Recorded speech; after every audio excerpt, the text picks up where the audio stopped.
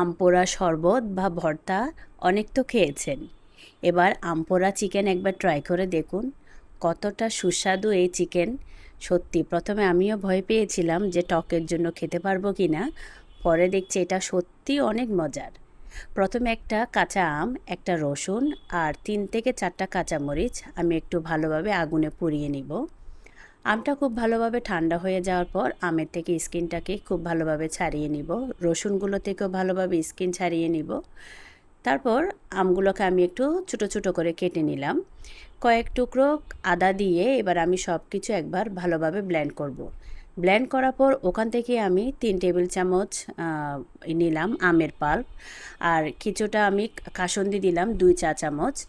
আর আম আর কাসুন্দির টক balance করার জন্য আমি এখানে মধু দিলাম 3 টেবিল চামচ। তারপর বেসিক মশলা যেগুলো লবণ, হলুদ, মরিচ, ধনে, জিরে সব কিছু দিয়ে মশলাটাকে ভালোভাবে রেডি করে 1 কেজি চিকেনের মধ্যে সবটুকু মশলা দিয়ে খুব ভালোভাবে মাখিয়ে এটাকে 1 ঘন্টার মতো আমি ম্যারিনেশন করে রেখে দিব। ম্যারিনেশন হয়ে গেলে এবার একটা কড়াইতে প্রথমে সরিষার তেল দিব, এর মধ্যে বেশ কিছুটা পেঁয়াজ দিয়ে পেঁয়াজটাকে ভালোভাবে ভেজে নিব। এখানে আমি আস্ত গরম মশলা দিব না। পেঁয়াজ যখন একটু নরম নরম করে ভাজা হয়ে যাবে তখন আমি ম্যারিনেশন চিকেনটা দিয়ে খুব ভালোভাবে এটাকে কষাবো।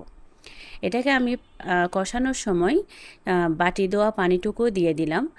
ভালোভাবে কষানো হয়ে গেলে তারপর আমি এটাকে ঢাকা দিয়ে রেখে দিব।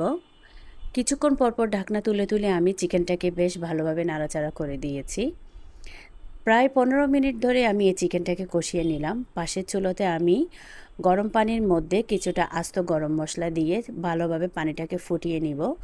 এতে করে এই পানিটা যদি চিকেনে অ্যাড করা হয় তাহলে গরম মশলার যে ফ্লেভারটা সেটা পুরোটাই চিকেনের মধ্যে থাকে। আর তেলের মধ্যে যদি গরম মশলা ফোড়ন দেওয়া হয় তাহলে আম কাসুন্দির মানে আসল ফ্লেভারটা কিন্তু পাওয়া যায় না।